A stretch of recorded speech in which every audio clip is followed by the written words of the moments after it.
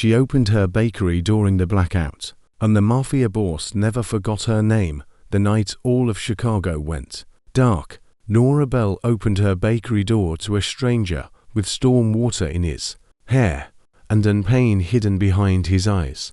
By morning, her rent had been paid. By winter, her enemies had disappeared from her life. And by the time she learned his real name, the most feared man in the city had already decided one thing: no one would ever make her feel alone again. It began with rain, not soft rain, not the romantic kind that tapped politely against windows. This rain came sideways through the streets of Chicago, slamming against glass, flooding gutters, turning headlights into blurred gold streaks across the pavement.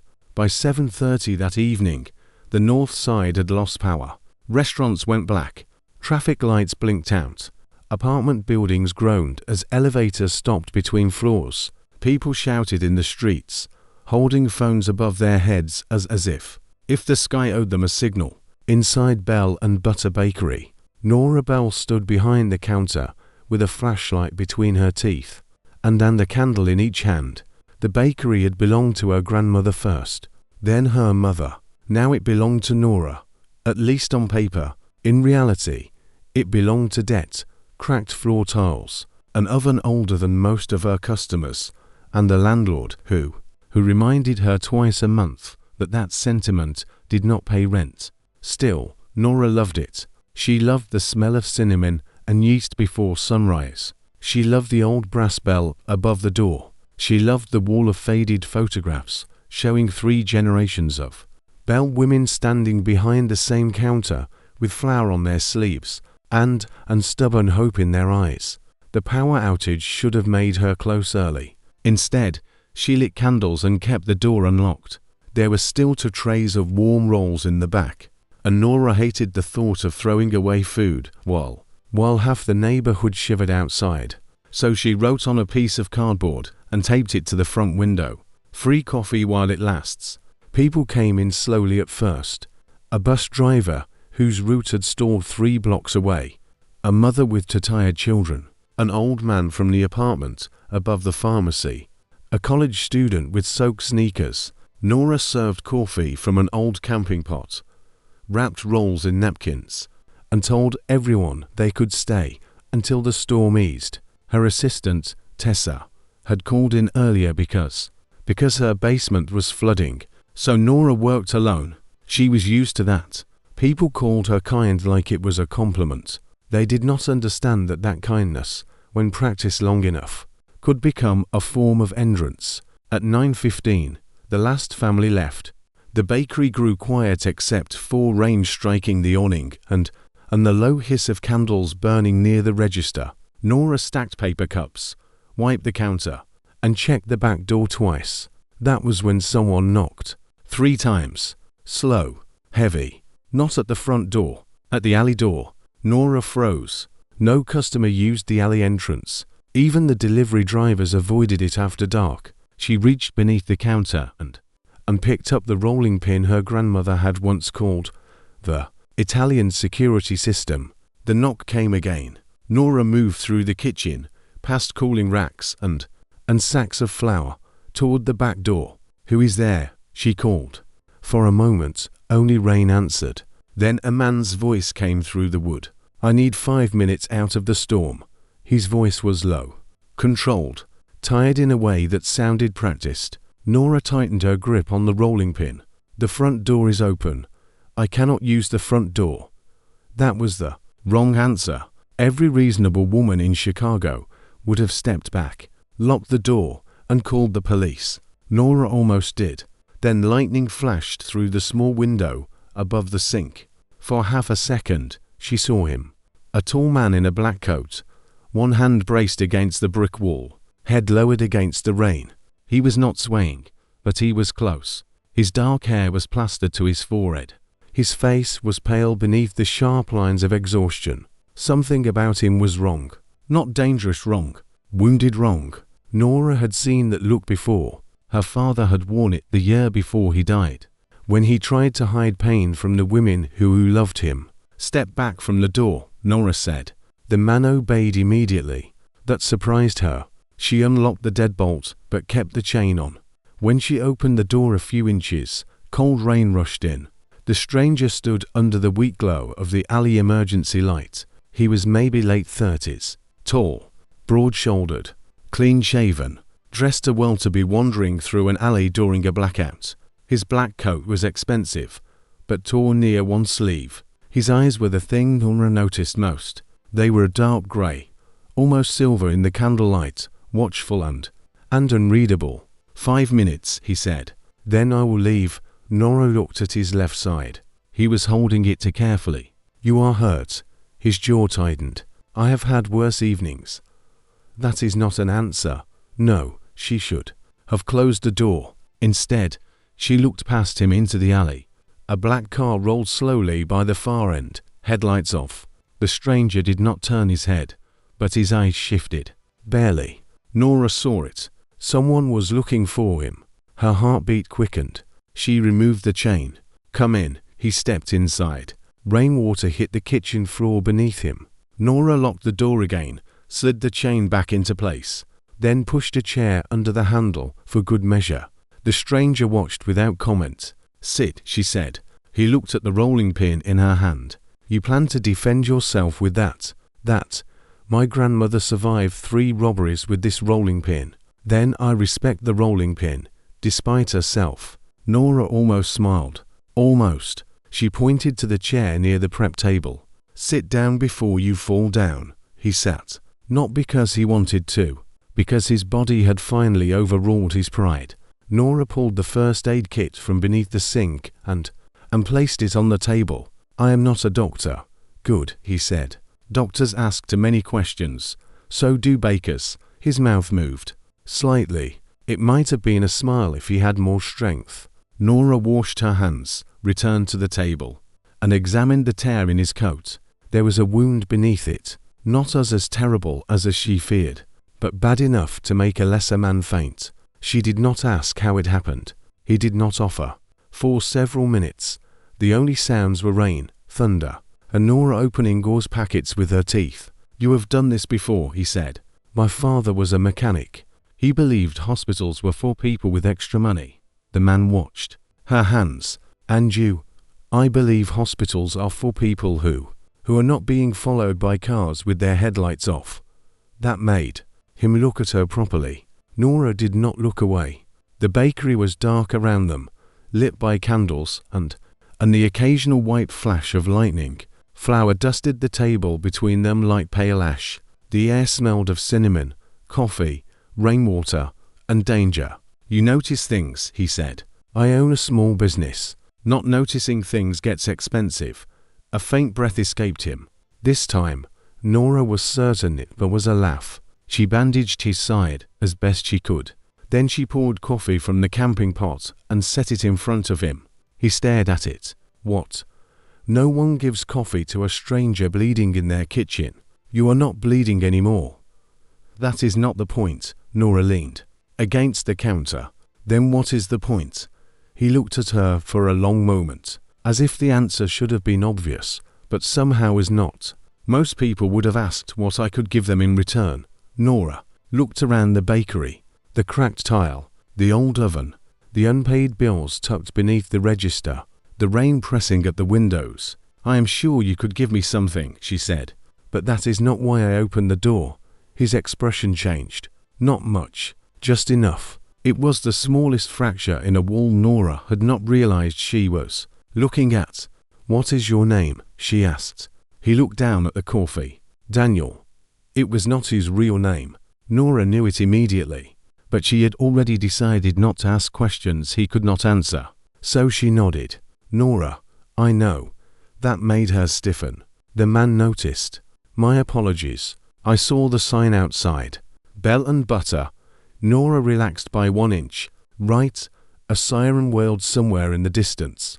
The stranger closed his eyes for half a second. Pain crossed his face and vanished. Nora pretended not to see it. Stay until the rain slows, she said. I should not. Probably not. That does not trouble you. Many things trouble me. Tonight, you are only one of them. He looked at her, then at the dark bakery beyond the kitchen. You live upstairs? Yes, alone. That sounds like a question a dangerous man would ask. It is a question a careful man asks when he has brought danger to your door. Nora went quiet. That was honest enough to frighten her. The black car passed the end of the alley again. Slower this time. Nora blew out two candles near the window. The stranger watched her. Why did you do that?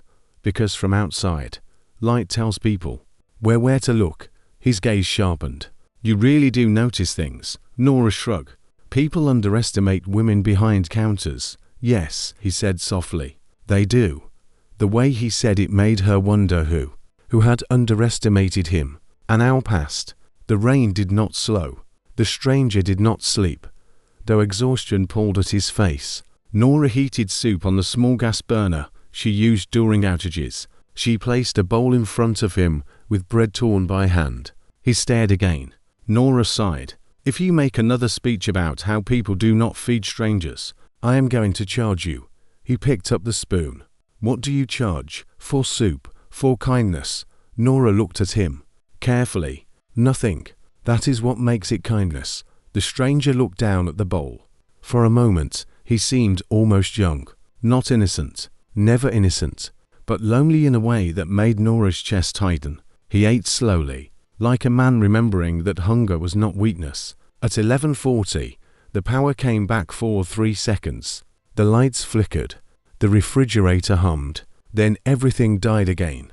The sudden flash illuminated the kitchen. It also illuminated the watch on the stranger's wrist. Nora knew almost nothing about luxury watches, but she knew enough to understand that a man wearing something that expensive did not wander into bakeries unless the night had broken. Badly. He saw her see it. Daniel, she said. Yes. That is not your name, is it? No. Are you going to tell me your real one? No, fair. Again. He looked surprised. She collected the empty bowl and turned toward the sink. People have reasons for keeping doors locked. Names are doors too. He was silent behind her. When she turned back, his expression had changed again. This time, something like respect sat beneath the guardedness. Near midnight, the storm finally weakened. The stranger stood slowly. Nora held out his coat. You should not be walking far. I will not be. That sounds ominous. It is practical. He reached into his coat and removed a small black card. No name, no company, just a phone number stamped in silver. If trouble comes because of tonight, call this. Nora did not take it. I do not want trouble from a man who carries nameless cards. The corner of his mouth lifted. Wise. Then why offer it? Because trouble may come whether you want it or not. Nora stared at the card, then took it. Their fingers touched for 1 second. His hand was cold. Thank you, he said. For the bandage. For not making me explain why I needed it. Nora did not know what to say to that. He moved to the alley door, then paused. His gaze shifted to the wall of photographs near the kitchen entrance. 3 generations of Bell women. Her grandmother, her mother, Nora, at 21, smiling too brightly at the grand reopening, or her father's funeral. Your family built this place, he said. Yes. Do not sell it. Nora gave a tired laugh. I wish the bank felt as sentimental as you do. His face went still, but he only nodded. Then he stepped back into the rain and disappeared into the alley. For 3 days, Nora told herself the stranger had been a strange dream born from candles, thunder, and exhaustion. Then the first envelope arrived. It was slipped beneath the bakery door before dawn. No return address. Inside was a receipt from her landlord. 3 months of overdue rent, paid in full. Nora stood behind the counter staring at the paper until the first tray of croissants nearly burned. She called the landlord.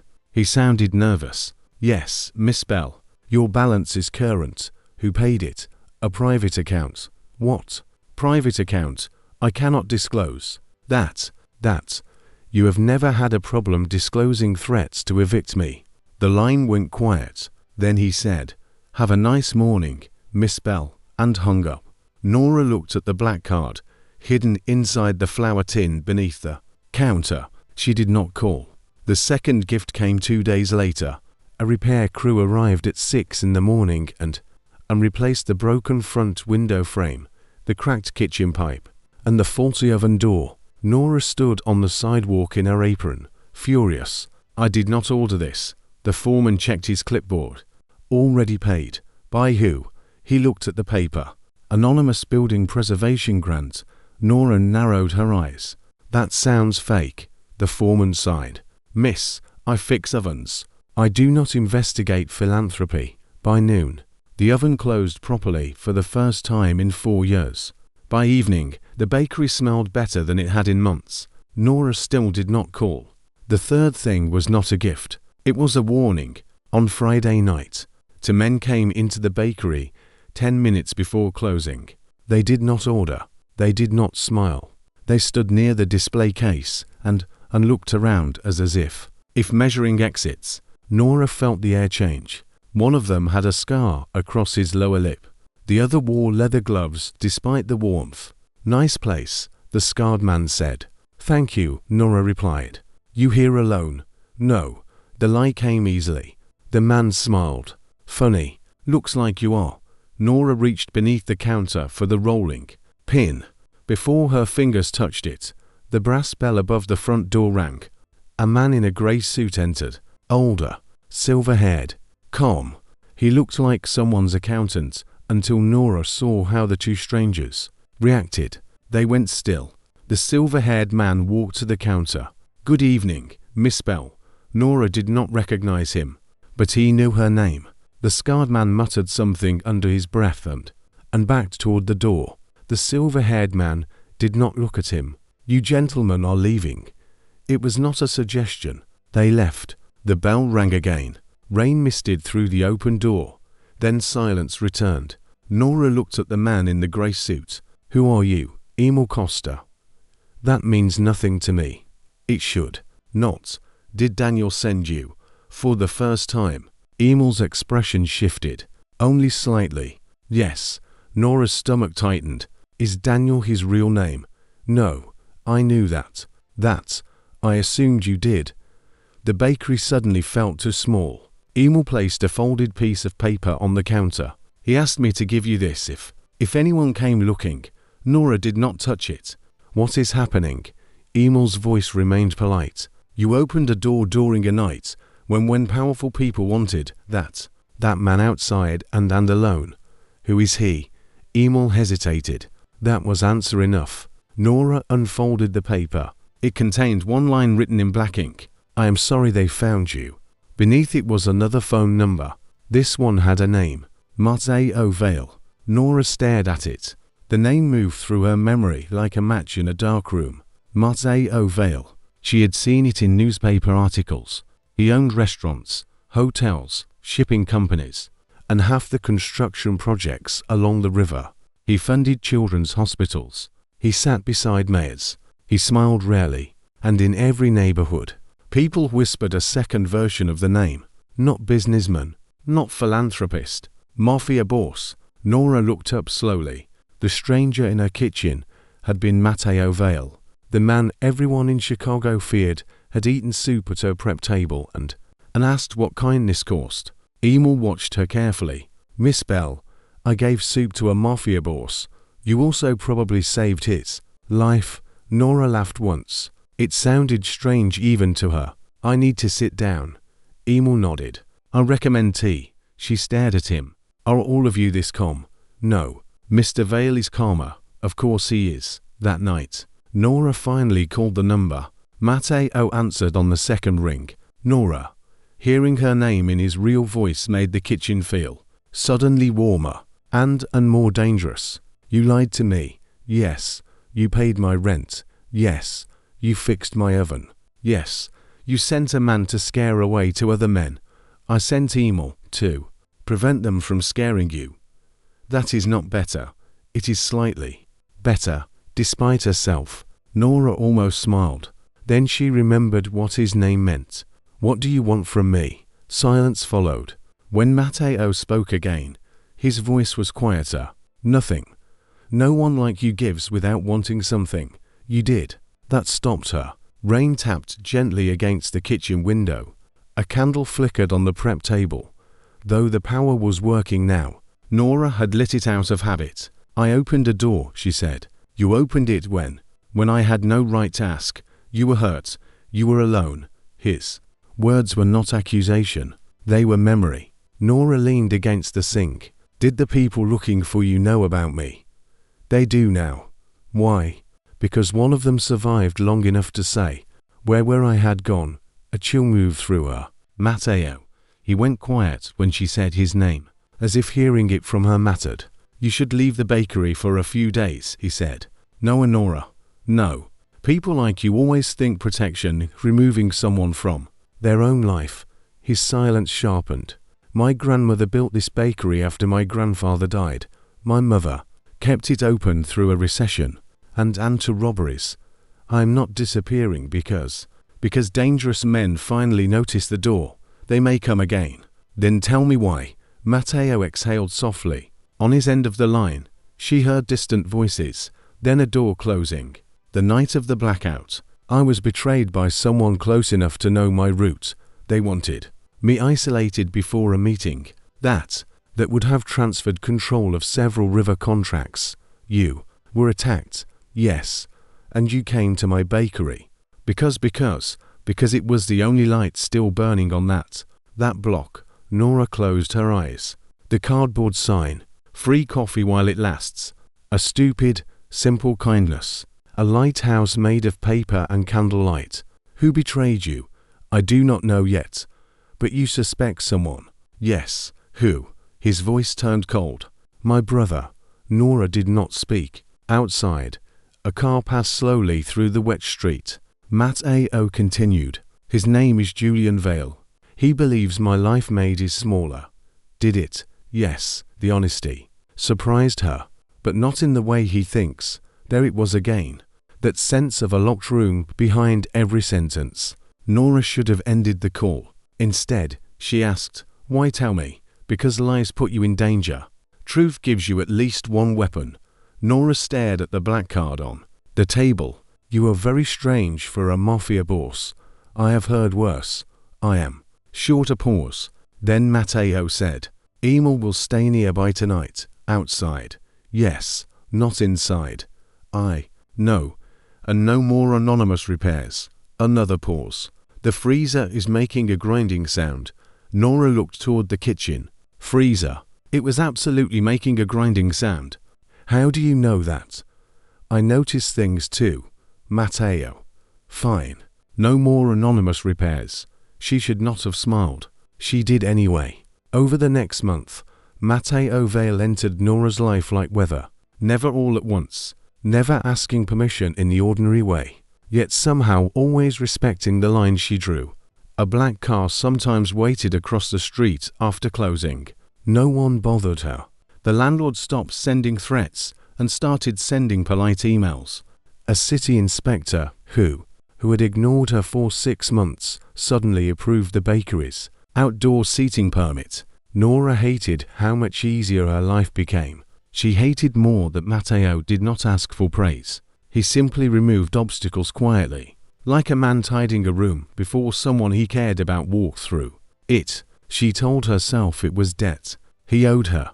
That was all. Then one cold morning, a woman from the neighborhood shelter came in asking whether Nora could donate day-old bread. Nora apologized because she had already given away everything from the previous day. An hour later, Emil arrived with a delivery receipt. 200 fresh loaves had been sent to the shelter, paid for by Bell and Butter Bakery. Nora stared at the paper. "I did not authorize this." Emil looked almost amused. "Mr. Vale thought you would prefer the donation under your name." "Why?" "Because if it were under his, people would call it strategy. Under yours, they call it kindness." That sentence stayed with her all day. The next time Matteo came in, it was after closing. No rain, no wound, no false name, just him. Matteo Vale stood in front of the bakery door wearing a long dark coat, his hands visible, waiting to be invited. Nora opened the door but did not step aside. "You look less pathetic when dry." That is generous. Did you come to apologize for the bread? Yes. Try. He lowered his head slightly. I am sorry I donated 200 loaves in your name without asking. And I am sorry I assumed knowing what you wanted meant I had permission to do it. Nora blinked. That was a better apology than she expected. Come in, he did. The bakery was empty, warm, and fragrant with orange peel and sugar. Nora returned to the counter where she had been glazing rolls for the morning. Matteo watched her work, not the way men usually watched, not with hunger, not with judgment, with attention. You're staring, she said. I am learning. About glaze. About you. The spoon paused in her hand. Dangerous men should not say things like that softly. What have you learned? That you count money twice, but give food away without counting. That you pretend not to be tired until your right hand starts shaking. That you hate asking for help. Because too many people have made help feel like a leash. Nora swallowed. The bakery suddenly felt too quiet. You said you came to apologize. I did. And now I am asking whether I may sit. She looked at him, then at the small table near the window. 5 minutes. His mouth curved. That is how I started. You got soup last time. Do not become arrogant. They sat by the window with coffee and leftover pear tart. For the first time, Matteo told her pieces of the truth. Not everything. Enough. His father had built the Vale organization from the docks upward. Half legitimate, half shadow. When Matteo took control, he tried to move more of the business into clean money. Hotels, shipping, food distribution, construction, clinics. Some men hated that. Old power preferred old darkness. His younger brother, Julian, hated it most. He thinks mercy makes me weak, Matteo said. Does it? No. Good answer. He looked at her. What do you think mercy is? Nora considered. Mercy is not letting someone destroy you just because you understand why they tried. Matteo went still. Outside, snow began to fall, softening the sidewalks in white. My brother would hate you, he said quietly. Most insecure men do. This time, Matteo laughed. It was brief, low, real. Nora realized she wanted to hear it again. That frightened her more than the men in the alley. The turning point came 2 weeks before Christmas. Nora was closing the bakery when she found an old envelope wedged behind the loose brick near the back door. She would have ignored it if not for her mother's handwriting. Nora Elizabeth. Her hands went cold. Her mother had been dead for 9 years. The envelope smelled faintly of dust and vanilla. Inside was a photograph and the letter. The photograph showed her mother standing in front of Bell and Butter, bakery years earlier, younger, smiling nervously beside a man who did not recognize at first. Then she saw the eyes, dark grey, silver in the light. Matteo's father. The letter was short. If anything ever happens to me, do not trust the men who offer to buy the bakery. This place is not just a shop. Your grandmother kept records for people who had nowhere safe to keep the truth. The North Wall still remembers. I am sorry I did not tell you sooner. Nora read the letter 3 times. The North Wall. She turned slowly toward the wall of family photographs. Her grandmother had always joked that old buildings had better memories than people. Nora pulled the largest photograph from the wall. Behind it, the brick looked different. She pressed the edge. A narrow compartment opened. Inside were notebooks, dozens of them, ledgers, names, receipts, dates, some connected to neighborhood families, some to local officials, some to businesses Nora recognized, and one ledger was marked Vale. Nora did not call Matteo.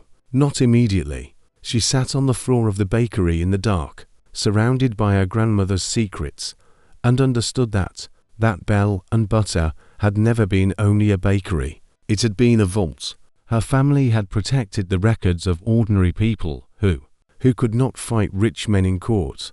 Workers cheated of wages. Tenants pushed from buildings.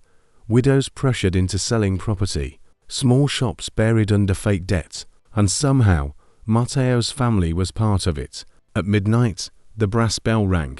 Nora looked up. Matteo stood inside the front door. His expression changed when he saw the ledgers on the floor. "Nora, did you know?" "No."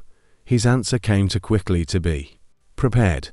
She believed it. That made the pain more complicated. She held up the photograph. "My mother knew your father." Matteo took one step closer, then stopped. Because she had not invited him. He looked at the photograph from where he stood. Something in his face went hollow. "My father came here often when I was young. Why, I thought he was buying bread." Nora laughed. "Once, without humor. Apparently, he was hiding evidence." Matteo's eyes moved over the notebooks. "May I?" She hesitated, then nodded. He knelt on the floor across from her, not above her, across. That mattered, even then. Together, they opened the veil ledger. Page by page, the story unfolded. Matteo's father had paid Nora's grandmother to store records during a war inside his own organization. Names of men stealing from workers, names of cops on payroll, names of judges who sold rulings, names of families protected and families harmed. Then, after his death, someone had tried to buy the bakery 3 times. Nora remembered. Her mother had refused. Then came the fire inspection that nearly shut them down, the false tax lien, the harassment, the night her mother's brakes failed on Lake Street. Nora stopped reading. The words blurred. Matteo looked at the same page. His face had turned to stone. "Nora, do not." "I am sorry," I said, "do not." He closed his mouth. Good. She needed silence more than apology. Then she found the final page. A recent note. Not her grandmother's handwriting. Her mother's. Julian Vale asked again. "He knows the North Wall exists. If I refuse, he will come through the city inspectors." Nora looked up. Matteo's eyes were already on the page. Julian. His brother had not only betrayed him during the blackout. He had been circling Nora's family for years. Her mother's death was no longer an accident in Nora's mind. It was a door opening beneath her feet. Matteo stood. The room changed with him. Not loud, not dramatic, but every candle flame seemed to hold still. "I will find the truth," he said. "No," he looked at her. "We will find the truth." His expression shifted. Nora rose from the floor with the ledger in her hands. "This is my mother, my grandmother, my bakery, my wall. You do not get to turn my family's pain into your private war." Matteo stared at her. Then slowly, he nodded. "You are right." She expected him to argue. He did not. That almost broke her. "I want names," she said. "You will have them. I want proof. You will have it. And if your brother killed my mother." Matteo's face changed. For the first time, Nora saw what other people feared. Not anger, decision. Then blood will not protect him. The next days moved like a storm with no rain. Matteo brought people to the bakery after midnight. Not soldiers, archivists, lawyers, a retired detective with tired eyes, a forensic accountant named Priya Shah, who treated Nora's grandmother's ledgers like sacred texts. Nora stayed for every page. She made coffee. She took notes. She argued when men tried to speak over her. No one tried twice. The ledgers revealed a hidden pattern. For 20 years, Bell and Butter had protected evidence of corruption tied to city development deals. Julian had discovered rumors of the wall years earlier. He needed the ledgers destroyed before a major riverfront project could be approved. Nora's mother had refused to sell. Then she died. After that, Julian waited, assuming debt would break Nora eventually. It almost had. That was the cruelest part. He did not need to burn the bakery down. He only needed to make survival expensive enough that Nora would hand him the keys herself. When Matteo understood that, he did not speak for nearly a full minute. Then he said one sentence. He used hunger as a weapon. Nora looked at him. Yes. His eyes moved to the bakery ovens, the counter, the wall of photographs, the place he had once entered as a wounded stranger. No one touches this place again, for once. Nora did not argue. The confrontation happened on Christmas Eve. Julian Vale came to the bakery at 6 in the evening wearing a camel coat, leather gloves, and a smile made of expensive lies. Nora had closed early. The lights were warm. The display case was nearly empty. Snow fell beyond the windows. Matteo stood in the kitchen, out of sight. Emil stood in the alley. Priya and the retired detective waited in the apartment upstairs with copies of every ledger. Nora was alone behind the counter when Julian entered. "Miss Bell," he said warmly. "I hope I am not interrupting." "You are." His smile flickered. "Only for a second. I will be brief." "I doubt that." Julian looked around the bakery with false affection. "Charming place. Your mother was very attached to it." Nora's hands curled beneath the counter. "Yes, attachments can be expensive. So can arrogance." His eyes sharpened. Then he laughed softly. "I see Matteo has been speaking with you." "No, my grandmother has." Julian went still. Nora placed the Vale ledger on the counter. For the first time, his polished confidence cracked. "You should not have opened that. My family built the wall." "I think we had permission." Julian stepped closer. "You do not understand what you are holding." "I understand enough." "Then you understand this can ruin lives." Nora looked at him. "Only the lives that deserve it." His smile vanished. There he was, the man beneath the coat. "You think Matteo can protect you?" "I think you are afraid he already has." Julian leaned over the counter. "Your mother was smarter than you. She knew when to be afraid." Nora's heart slammed against her ribs. Every instinct screamed, but she held his gaze. "My mother was not afraid of you." "She should have been." The words landed between them like evidence. From the kitchen doorway, Matteo spoke. "Yes, she should have been afraid of you." Julian turned. For 1 second, his face emptied. Then the smile returned, desperate and bright. "Brother." Matteo stepped into the light. He wore no coat, no performance, just a black shirt, dark trousers, and grief controlled so tightly it looked like calm. "Do not call me that tonight." Julian looked from Matteo to Nora, then to the ledger. "You staged this," Nora said. "You confess this." Julian's eyes cut to her. "You think a little baker can play games with men like us?" Matteo moved before Nora could answer, but he did not touch Julian. He simply came to stand beside her, not in front. Beside. That was answer enough. "She's not playing," Matteo said. "She's ending it." Julian laughed. "You would choose her over family." Matteo's voice was quiet. "Family does not murder mothers for real estate." The room went silent. Julian looked toward the front door. 2 men in dark coats appeared outside. His men. Nora's stomach tightened. Then the brass bell rang behind them. The old neighborhood entered first. Mrs. Alvarez from the dry cleaner. Mr. Kim from the pharmacy. Tessa from the bakery. The shelter director. The bus driver who had drunk free coffee during the blackout. The old man from upstairs. One by one, they filled the bakery. Not armed, not shouting, just present, each holding a photocopied page from her grandmother's ledgers. Julian looked around, confused. Nora spoke. "You spent years thinking this bakery was weak because women ran it and their neighbors loved it." Her voice shook once, then steadied. "You never understood that love is how poor people build security systems." Outside, sirens approached. Not police brought quietly by Julian. Federal investigators. Journalists too. Priya had been very thorough. Julian looked at Matteo. "You did this." Matteo looked at Nora. "No, she did." The sirens grew louder. Julian's face twisted. "You have no idea what this will cost." Nora thought of her mother, her grandmother, the sleepless nights, the eviction notices, the wounded stranger at the alley door. Then she smiled. "For the first time in my life," she said, "someone else can pay." Julian was arrested beneath the bakery awning. While snow fell over Chicago, no one clapped, no one cheered. The neighborhood simply watched a man who had used fears as currency finally run out of money. Matteo stood beside Nora in the doorway. His shoulder nearly touched hers. "Are you all right?" he asked. "No. Will you be?" She looked at the bakery full of neighbors. Candles, ledgers, and the smell of cinnamon. Yes, he nodded. I can leave if you want.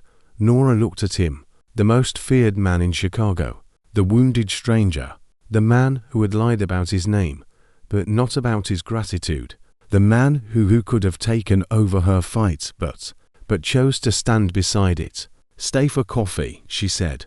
His eyes softened. That is how I got into trouble the first time. No, Nora said. That is how you got lucky. For the first time since she had known him. Matteo smiled without hiding it. 1 year later, Bell and Butter Bakery looked different, not polished, not ruined by luxury, still old, still warm, still itself. The oven worked. The floor had been repaired. The north wall remained exactly where it had always been, but now behind it was a legal archive maintained by the Bell Foundation, an organization Nora had created to protect small businesses from predatory debt and corrupt development deals. Matteo had offered money. Nora had accepted it only after making him sign a document that gave him no control whatsoever. He signed it without complaint, then asked if she wanted the freezer fixed. She threw a dish towel at him. The neighborhood changed too. The shelter received bread every morning.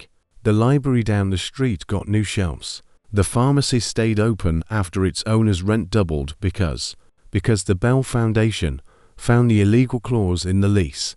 People began saying Nora Bell knew how to find doors powerful men forgot to lock. She liked that. On the anniversary of the blackout, a storm rolled through Chicago again. Not as violent, not as dark, but enough to make the lights flicker while Nora was closing the bakery. The brass bell rang. She looked up. Matteo stood in the doorway with rain in his hair and a paper bag in one hand. No alley this time, she asked. I have grown as a person. What is in the bag? Dinner. From my bakery. From your favorite Thai place. You are learning. Slowly, she took the bag and set it on the counter. Outside, thunder rolled over the city. Inside, candles waited on the shelf, ready if needed. Matteo looked toward the kitchen door. Sometimes he still looked at that door like it had saved his life. Maybe it had. Maybe Nora had. Maybe the truth was that both of them had been standing outside different kinds of storms, and only one of them had been brave enough to knock. You are quiet, Nora said. Matteo reached into his coat and removed something small. Not a ring, not a key, a brass bell. Old, polished, familiar. Nora stared.